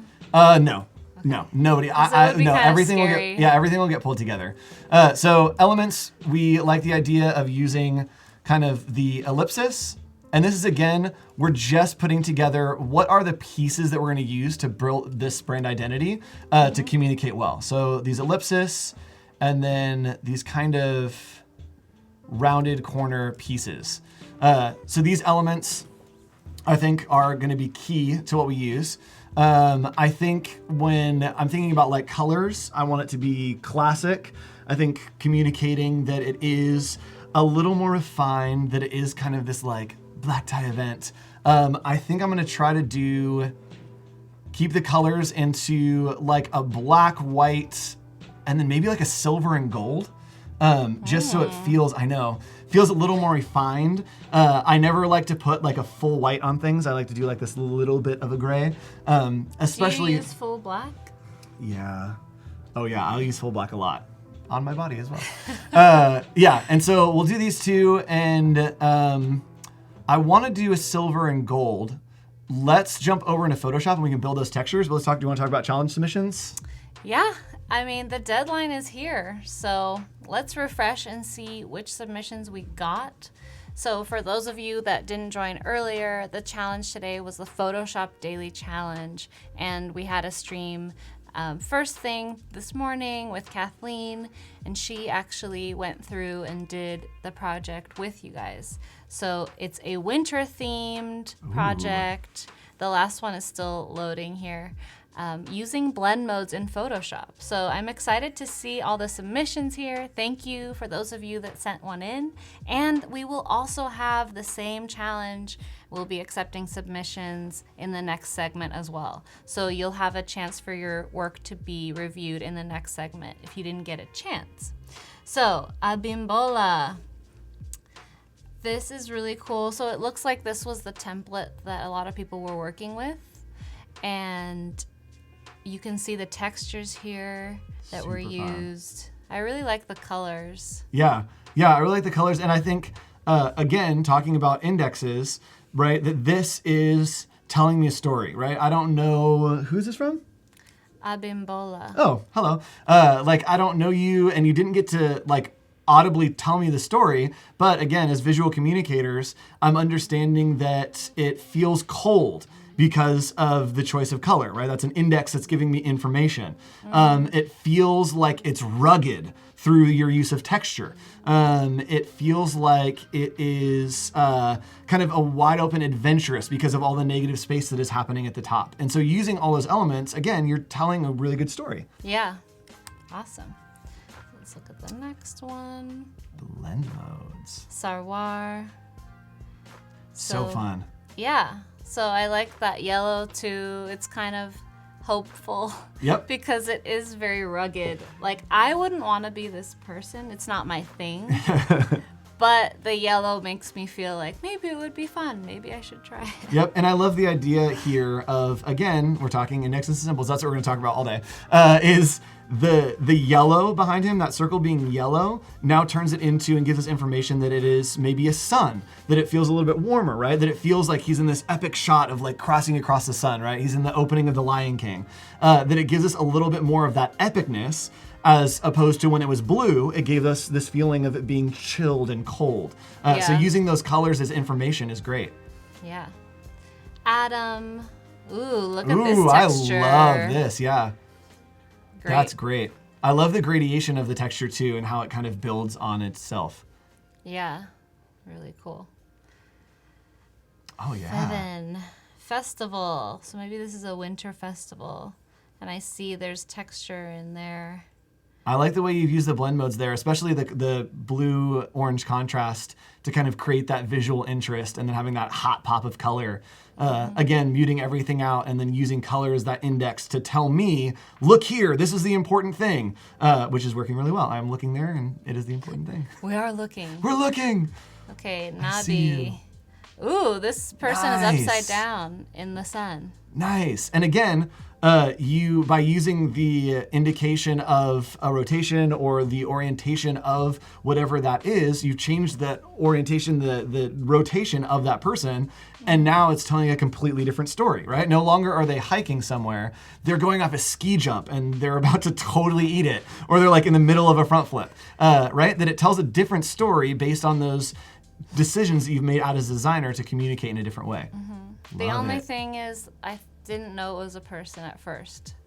I thought it was a helicopter or something. Maybe it's a person doing the helicopter, right? That's the thing that the skiers do. They do the upside down. Maybe I always it's 'cause imagine I they're don't gonna fly ski away. and I don't know about it. Yes. But yeah, maybe because it's red, I couldn't see what it was that well. So maybe having more contrast could help. Yeah. With that. David, let's see. Ooh, look at that.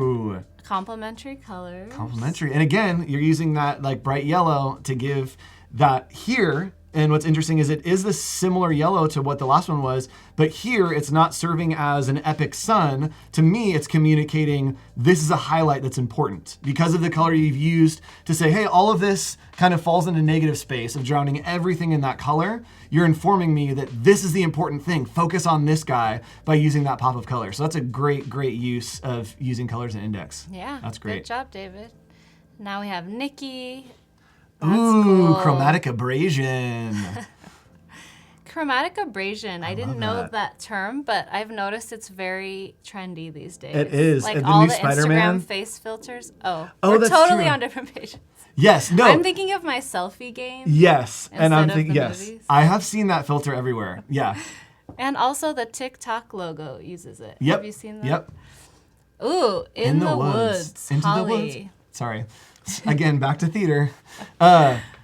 I like this a lot. Yeah, I like that the toning that you have on the photo and then the interaction of the type being multiplied on there makes it feel it feels a little like horror, like I'm kind of into it. Yeah. Especially in the woods somewhere feels ominous. And It's the very type that you've chosen mysterious. feels a little like scrambled and a little like hand done. And so instead of feeling established and strong or classic, the type that you've used really matches well with that background image to kind of be very energetic.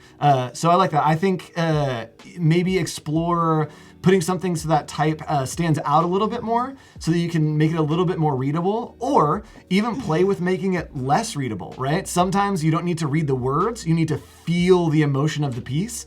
And so making it so that those words are going behind the branches and it's feeling a little more like complex. Yeah, like go all the way either way. Like make sure you can read it or make sure it evokes mystery even more. Yep. Because right now it's a little bit too hard to decipher. Yep.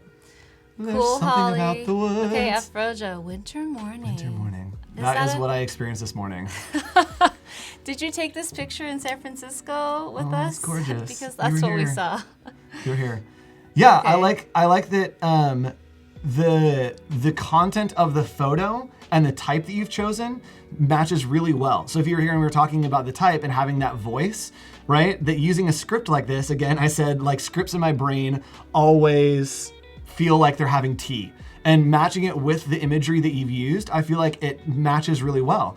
I think the composition of having kind of a photo on another photo with the type, I'm a little bit confused about what the back photo, what story it's telling. And I think that maybe combining that top photo with the type would tell a more consistent story, to have that kind of moment of solace, that it's calm, that you're sipping your tea by the pond. Great feedback. Okay, Michaela. These are taking long to load, sorry. There we go. Love this.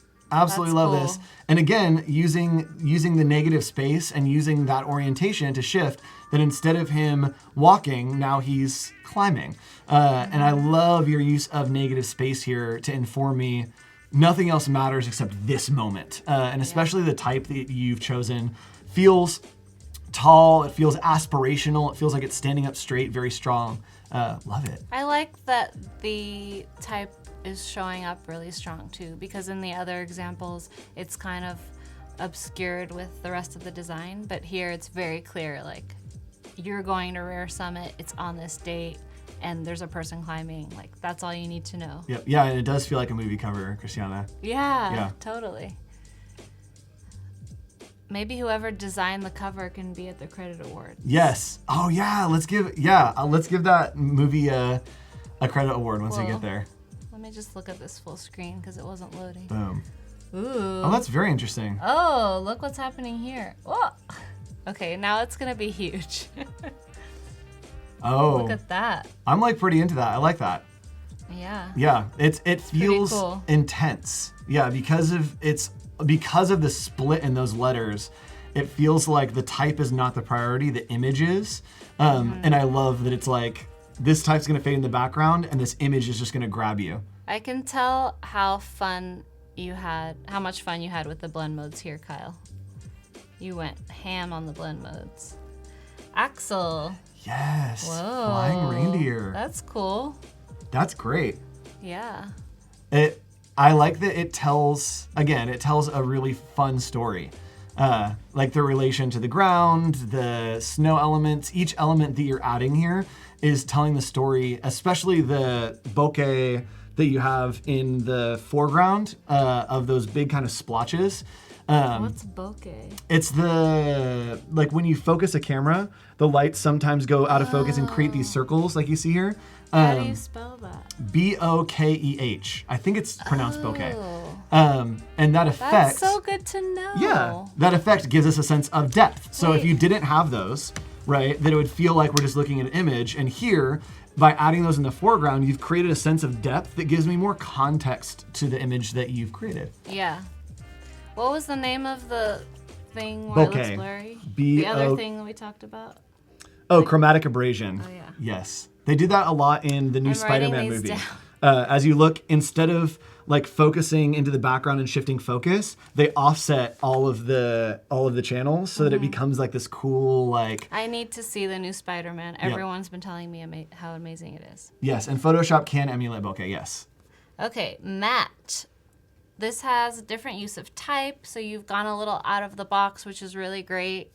And place the type a different place. What do you think about that? Yeah, I think the type that you chose has informed me. I'm getting a neck stretch by looking at it. Yes, it definitely is giving me more of a like almost like a documentary kind of like grassroots kind of thing.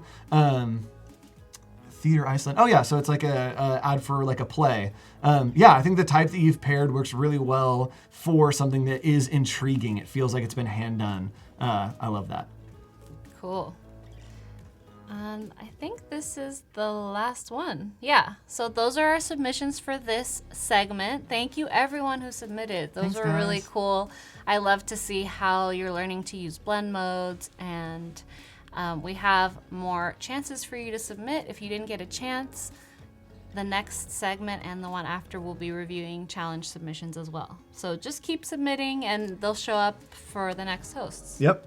Yeah. Stick around for the hoods. It's gonna be awesome. Oh, Yeah. we got a feature update on our chat window. That's super fun.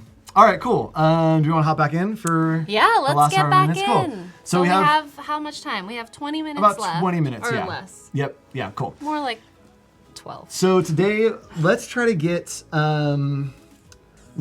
through a mark and explore some of the marks that we'd sketched out, and end with kind of some explorations. I'll go home, and then tomorrow we'll start out and start building out the system a little bit more, and then Thursday we'll spruce it up. We're gonna get into texturing, all that kind of stuff on Thursday. And so where we left off is we left off picking out these brand elements and the colors. I really want to do a gold and a silver version of this. And so we're gonna go into Photoshop, and we're gonna make, I don't want it to just be like a gold color. I want it to be like this gold foil. I think that it feels fancy and expensive. So we're gonna create a gold foil in Photoshop. Before you do that, Oh yeah.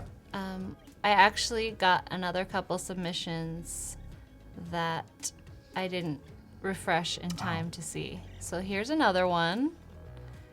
Let's see. It was from Abby. That's really cool. Look how the sun is dissected. Yep. I like that you've created a sense of depth by having that kind of overlay color on the outside and then having that circle kind of approach. Yeah. Nice. Sorry. And I always didn't like see multiplied this. red on anything. And then Sean, really focusing on the guy here. Yep, and this is like cool. what some of the other ones are doing, that like we're not just highlighting the person, we're putting everything else away, right? That we're turning it all into negative space and saying just focus on this by using that kind of index of the circle. I think that's great. Awesome. Thanks, Abby and Sean. Sorry Thanks, I didn't guys. show your stuff earlier. It didn't get refreshed in time. So let's jump back in. Cool, so we're gonna jump in and make, I wanna make like a gold foil kind of texture to use in some of these elements. I think it's gonna be more interesting. It's gonna have a little bit of more of that vintage feel than just using a gold. So we're gonna open a new document here. Let's just work in 1920 by 1080 just so we have a good artboard. And so we're gonna do a bunch of like weird little workarounds. You can steal this, use it. Hopefully it's informational to you guys. But making gold foil, for me, I'll literally just grab 2 gold colors. And so we have up here, well, let's do like a lighter. Yeah, so we want like a light gold, and then we want to do like a little bit of a darker kind of brownish color. Sure, those work. So you make your own gold foil? I will make my own gold foil. Yeah, I like to make as We much as shall I be can. rich. Yes, yes, printing gold. So we're just gonna fill this. I like to make as much as I can from scratch, because then you can like tweak little things that you couldn't if you bought it somewhere else, or if you use something that was from somewhere, or even if you scanned it. So the first thing we're gonna do is we have our 2 colors here. We have this like nice kind of green gold and then this dark brown. The gold is gonna be the highlight, the dark brown is gonna be the low light, and we're gonna go to filter and then go down to render and render some clouds. Huh. So rendering clouds, we're gonna use this a million times over the next few days. Rendering clouds is how I build a lot of my textures. It's how I texture my type. It's just a great way to kind of create a randomness, but something that can feel a little more custom done. So we've got kind of our gold foil. It feels a little dark. It doesn't quite feel smooth enough to be foil. And so we're gonna go in and add some noise. So things you'll see me do a lot on the stream are adding noise and blurring things. I like things to feel a little bit organic, a little bit older. And so by blurring things and by adding noise, it helps take it from, it's just generated on a computer, to something that feels like, oh, it feels like it's maybe even scanned, or like it feels a little more authentic to me. So we're gonna add this noise. I'm just adding 10%, just a little bit of noise. And you'll see we're starting to get a little bit of that texture, right? That we it's like kind of good, right? It's not quite gold foil. It feels like a weird background on an old TV. So next we're gonna go in to filter, and we're gonna jump into this filter gallery. I feel like I don't see people use the filter gallery a lot, but it's magic. There's a lot of stuff in here that, like, some of it won't work for every project, but there are definitely things that for certain projects, it works really well. So we're gonna use this filter here that's glass. We can kind of look here and see if this is what we want. See how it's kind of got the shine, it's picking up the highlights and the lowlights. Yeah. That's what we want. It's probably too smooth. There we go. And adjusting this distortion. So the distortion just shows how much it has those highlights and lowlights. So we want that pretty high so that it can capture kind of that wrinkled texture. And then the smoothness, the more smoothness we have, the more kind of glassy it feels. And so I want that a little bit lower so that it feels a little more detailed, like it would with like a gold leaf. And scaling, again, it's just gonna scale how big that texture is going. So we're gonna scale it, let's scale it 100. Boom. And then we're gonna hit okay. And now if we zoom out, we've got a little bit of a gold texture, right? So for me, it's feeling a little bit too dark and not quite gold enough. And so we can go in here and we're gonna add an adjustment layer. I do a ton of adjustment layers because it helps to be non-destructive. You can edit them after the fact and add things there. So we're gonna go in here and I'm just gonna adjust the hue and saturation. I want it to be a bit more saturated so it's got that bright pop of gold. There we go. A little bit too much, let's pull it there. And then let's bring this lightness up so that it feels a little more gold. There we go. And I'm gonna add a contrast adjustment layer as well, just to bring a little bit more contrast into these to really make it pop as a kind of gold foil. Cool. So this feels like, if we zoom in here, feels right like a little kind of organic gold foil effect. So the best thing about this is now that we have our gold foil, right, we're gonna save this out just so we can use it in our documents. I got really excited. Yes, Adobe Live, there we go. Tim says you could also add more orange to the shadows. Yes, that's true, we could. Let's toss it into silver as well, and then let's try that. All right. So the best thing about making gold foil is silver foil is just gold foil in black and white. So what we're gonna do is we're gonna make a gradient map adjustment layer, and a gradient map is really great for doing black and white. It's what I prefer to use over lowering the saturation or anything. I love using gradient maps because I can choose my black and I can choose my white. A lot of times I don't want it to go full black and white. I want it to be like a gray and an off-white. And so let's set one side of this to black, one side of this to white. And what it's doing is it's basically making a scale. So it's saying, this dark color will be black and this light color will be white. If we do this with colors, you'll see that it's pulling all of the darkness to red and all the highlights to green. And so I like to just do this with black and white. And now you see that we're getting a little bit of that silver. So we can adjust these and pull them to a zone that it feels more silvery. That feels about right. Yep. Zoom in, I want to see. And so now, Ooh. yep. So now we've got a good kind of silver. We're rich. Yeah. Yes. Alexandra says, I've been wanting to learn how to do gold foil for a while. Thanks. Yes. And you know how to make silver foil now too. Yeah. 2 for 1. So now we've got our gold and we've got our silver. Let's save out this silver and then we'll go back in and put that into our brand elements. Great. So we're going to be here for another few minutes, but right after, stay tuned because the hoods are going to be here.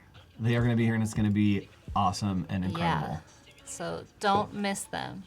All right, so I'm just going to drag these foils in and I'm going to be, oh, I only dragged one of them in. Let's grab silver as well. Hello, silver.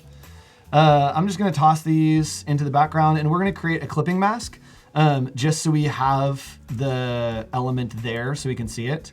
So what we're going to do, we'll put the image behind and then select the image that's on top and think of this as a punch out, right? That you're punching out whatever is in the background with whatever's in the foreground. You're just punching.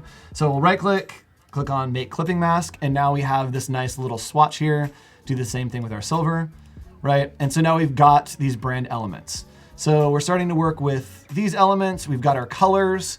Let's drop our headline in here. And then let's also grab our subhead that we chose. And now we've got kind of our subhead, right? And now we're starting to build out kind of what the elements of this brand will be, right? We're starting to establish the voice, starting to establish the look. And for me, I'm starting to build what are the puzzle pieces for the puzzle that we're building, right? So we'll get more into that tomorrow of starting to build out this system, but we're really trying to pick out these elements and explore this idea of using these and evoking the idea of credits, but keeping it refined, using this type with a very specific voice to be strong, to be classic, and kind of create this overall brand experience. Joseph says, whoa, I never considered using gradient maps to desaturate. Yes, gradient maps are awesome to desaturate. So we'll just side note because that feels like a good stopping up for that project. Let's jump over to gradient maps real quick, just so I can show you. I'm gonna grab an image in all my secrets. I know. You're showing us your secrets? These are all my secrets. This is an image of a bunch of friends. We're in a Slack channel together. I'm just gonna use it as kind of a example. So using gradient maps to create black and white, what's really great is if we go in here and we do our adjustment layer and go into gradient maps, right? We can do stuff like this that is kind of monochrome toning. Yeah. But we also can go in and let's say that we wanna do black and white. Come on. Right? A lot of times when we do pure black and white, it comes out like looking like an Instagram filter, right? It looks like something that we just like threw on it. It's just like, oh, it's black and it's white. It doesn't feel like it has any kind of real emotion or intentionality behind it. And so what's great about using gradient maps is I can come in here and I can say, okay, I want this to feel a little more, a little softer. So instead of doing a full black, let's move this to a light gray. Right? And we're starting to communicate a little bit differently. Now it feels a little bit more approachable. And let's say, okay, instead of this being full white, let's bring it down to a kind of light gray. Yeah. Right? And it starts to add those little elements. And even that's a great tip. Doing touches of, I'll stay usually in this zone up here in the corner of doing things like instead of black and white, now we're doing a black and cream, right? And this is a great way to create branded images for a brand experience. So when we start working, Need to stop you right there. Stop. Because we are ending our session in a minute. So sad. I know, We but did it, you guys. know why it's not sad? Because we're coming back tomorrow. Yeah. Yeah! So you should all stay tuned throughout because we have so much happening. We'll be back tomorrow. And at the same time, stay tuned today for the next stream, which is Amy and Jen Hood, and then Christina Cox right after them. So the same schedule will be continuing tomorrow and the next day. Make sure you continue submitting your Photoshop Daily challenges. Make sure you continue chatting and winning, and we'll see you again tomorrow. See you guys tomorrow. Great to see you. Bye.